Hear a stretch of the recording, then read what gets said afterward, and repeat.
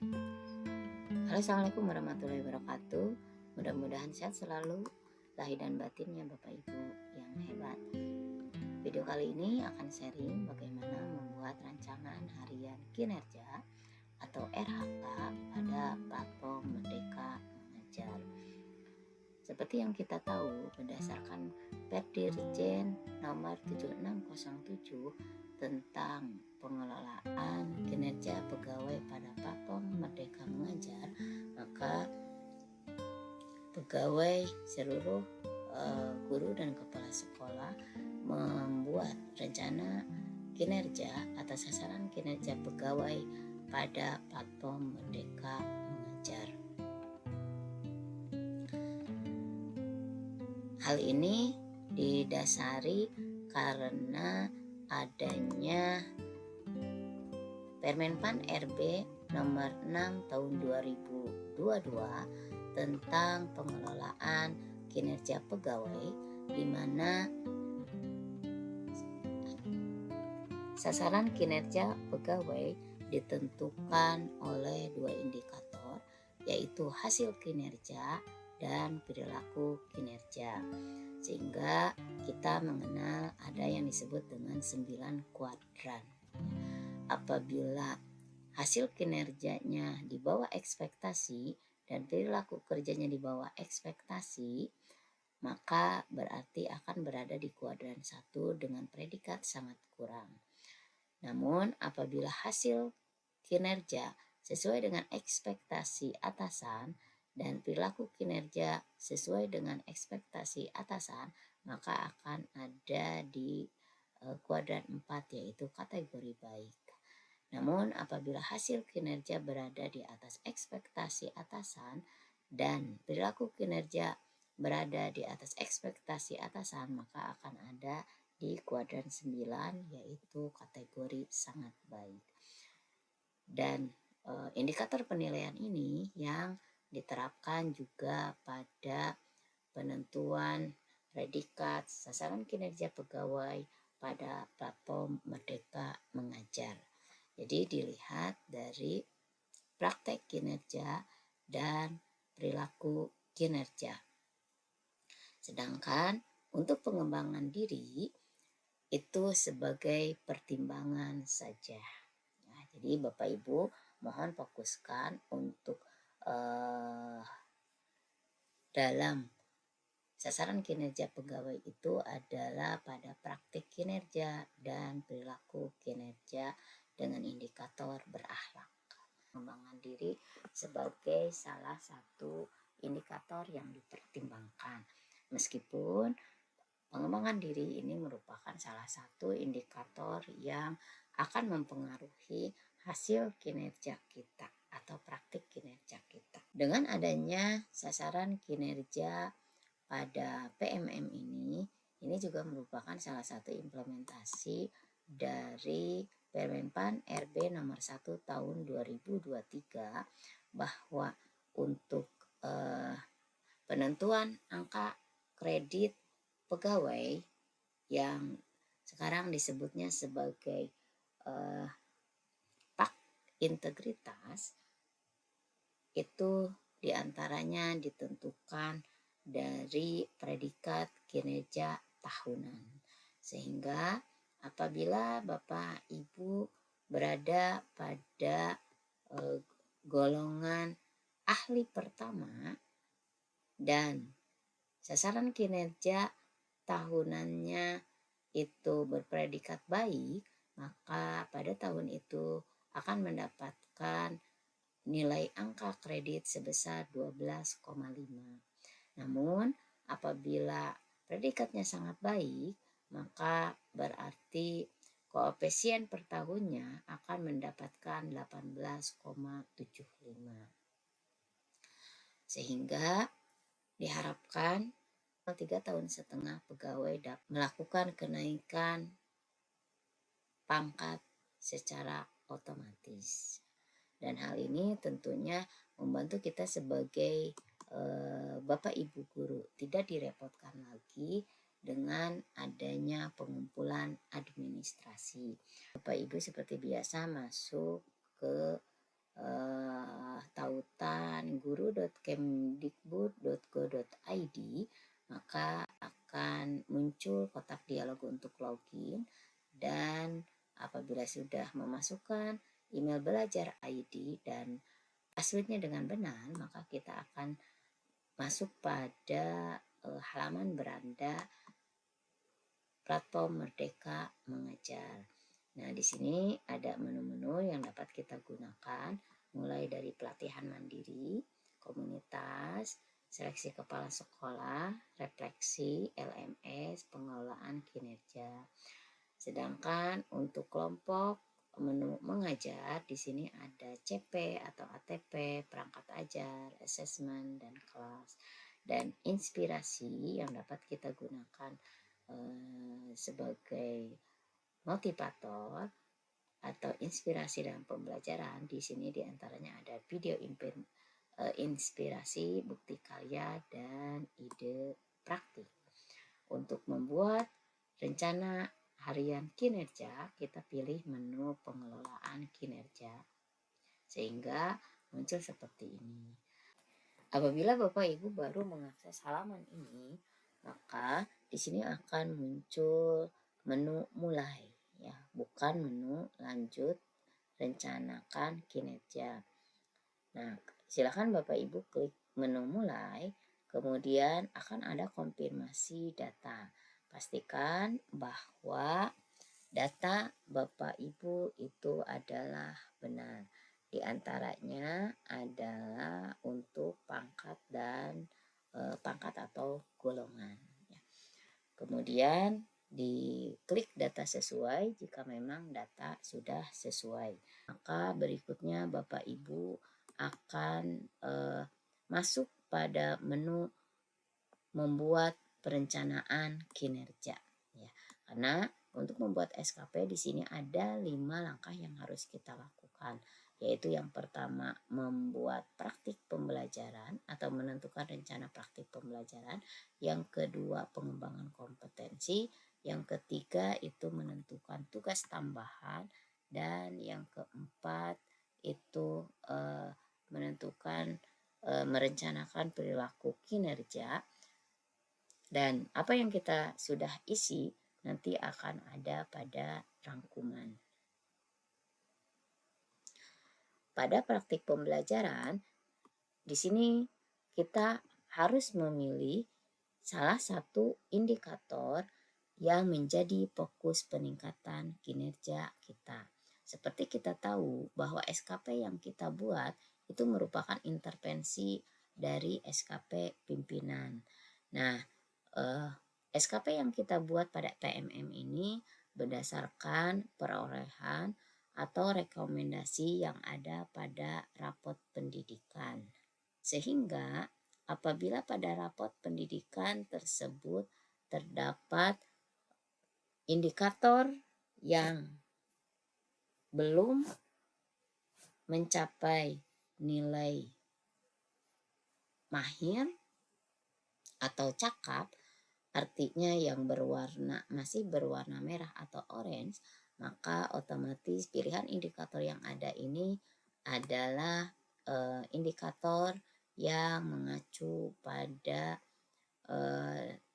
perolehan rapot pendidikan yang tadi berwarna merah. Nah, di sini biasanya akan muncul 8 indikator, dan Bapak Ibu cukup memilih salah satu indikator yang ada di sini, ya.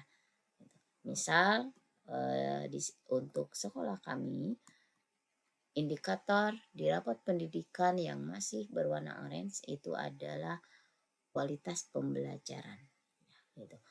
Nah, di sini ada 5 rekomendasi, di antaranya yaitu manajemen kelas terdiri dari disiplin positif dan keteraturan suasana kelas, dan yang kedua metode pembelajaran meliputi aktivitas interaktif, instruksi pembelajaran, dan instruksi yang adaptif.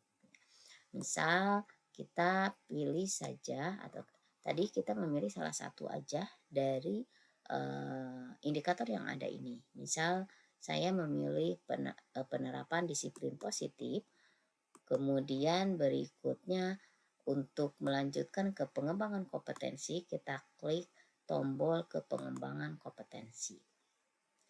Sehingga muncul di sini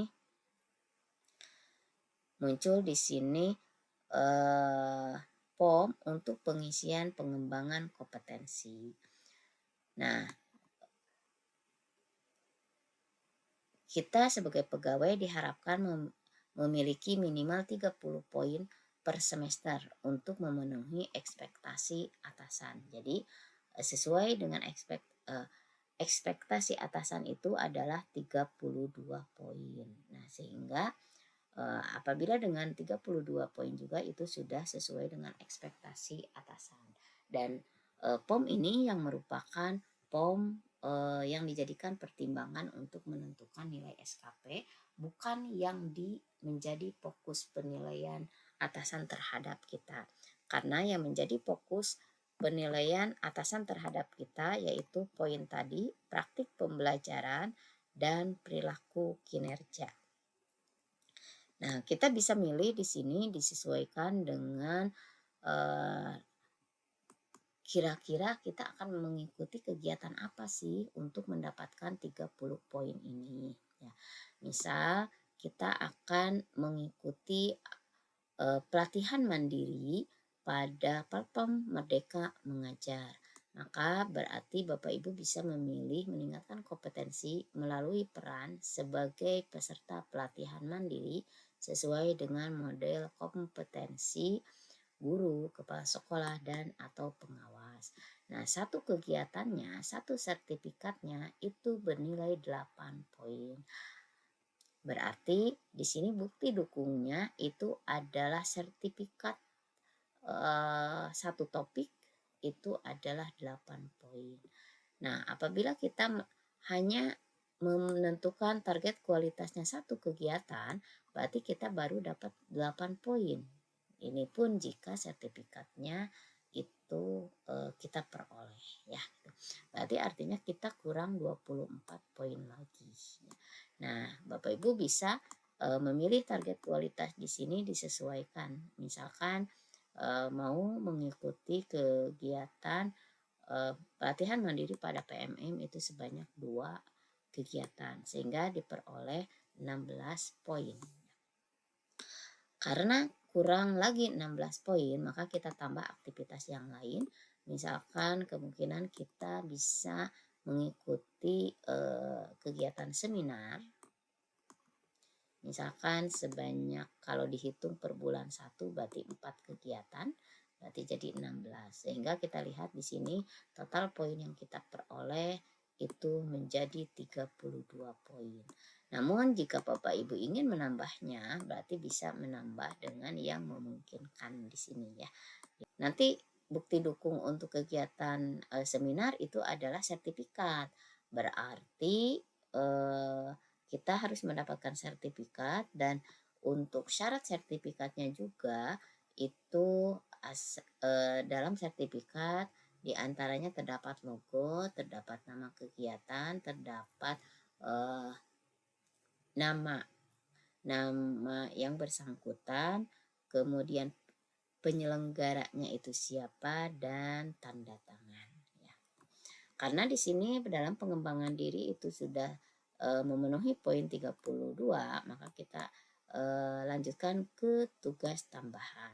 Nah, tugas tambahan ini bersifat opsional.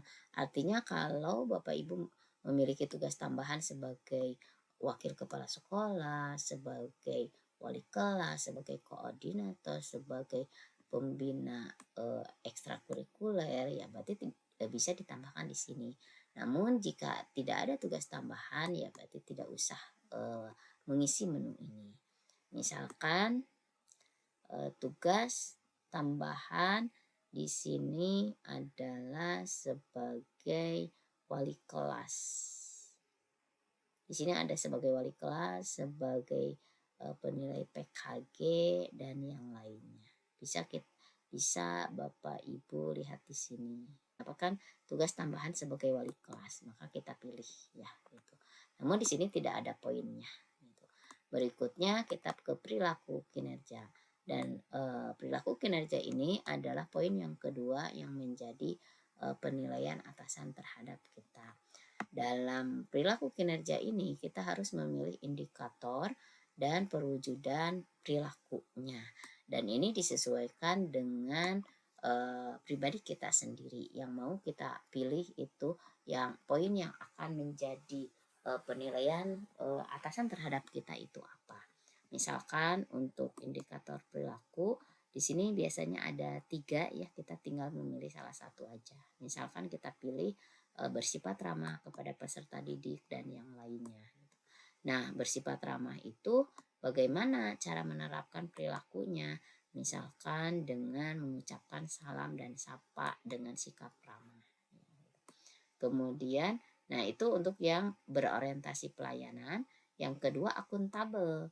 Untuk akuntabel, misalkan di sini kita melaksanakan tugas dengan jujur, cermat, disiplin, dan berintegritas yang tinggi.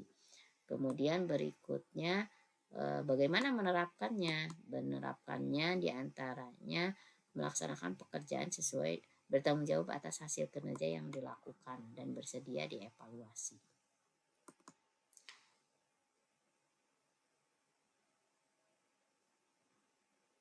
Misalkan melaksanakan pekerjaan sesuai dengan ketentuan. Kemudian berikutnya kompeten, berakhlak itu kepanjangan dari berorientasi pelayanan, akuntabel, kompeten, harmonis, loyal, dan adaptif serta kolaborasi. Nah, untuk yang kompetennya, misal kita pilih di sini membantu peserta didik, rekan sejawat, dan orang lain untuk belajar.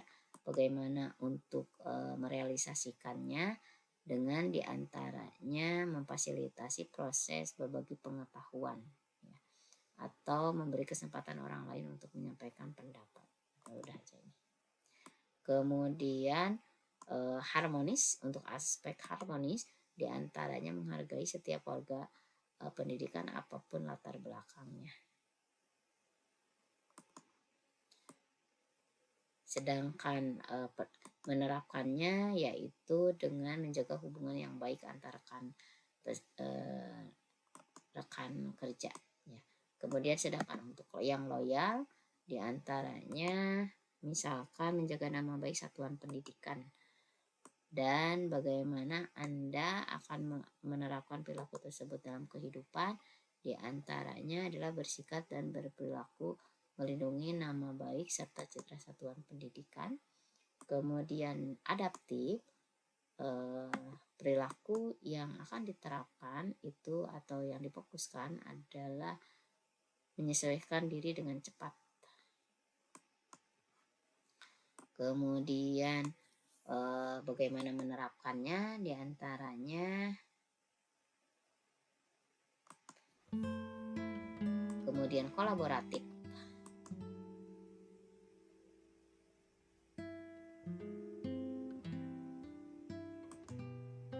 dan menerapkannya diantaranya adalah nah apabila praktik pembelajaran sudah diisi, pengembangan sudah diisi, tugas tambahan sudah disesuaikan, dan perilaku kinerja juga sudah diisi, maka kita bisa kerangkum ya. Nah apabila sudah fix semuanya, baru kita klik lanjut ajukan, dan rencana harian kinerja kita akan masuk ke atasan. Kita tunggu nanti hasil koreksi dari atasan apakah diterima atau ada perbaikan. Dan apabila ada perbaikan, nanti berarti kita lihat ya, biasanya ada warna hijau. Namun apabila tidak dan kita sepakat sepakat dengan harian kerja yang sudah diterima oleh atasan, maka harus sampai diklik sepakati, baru rencana kinerja kita sudah selesai. Itu saja yang dapat disampaikan, mudah-mudahan bermanfaat. Sekian, terima kasih. Assalamualaikum warahmatullahi wabarakatuh.